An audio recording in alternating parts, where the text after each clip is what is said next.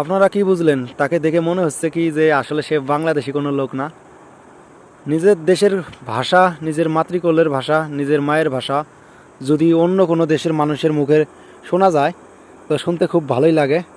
তো যারা বাইরে থাকেন বা বাইরে আসার চিন্তা ভাবনা করতেছেন বা নতুন নতুন বাইরে আসছেন, আমরা অনেকেই নিজের দেশের ভাষা অন্যরকমভাবে খারাপভাবে ব্যবহার করে অন্যকে গালাগালি করি।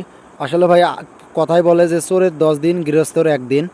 আপনি বা আমি যে এখন বর্তমান যেই লোকটাকে গালাগালি করতেছি সে হয়তো আমার এই বর্তমান আমি যেটা বলতেছি সেটা সে বুঝতেছে না। আপনি গালাগালি করলেও সেটা অন্যরকম একটা অন্য কিছু ভেবে হাসতেছে, কিন্তু এটা কেউ গ্যারান্টি দিয়ে বলতে পারবে না যে কালকে আসলে ওর বা যে ব্যক্তি এই গালাগালিগুলো শুনেও তারপরেও হাসতেছে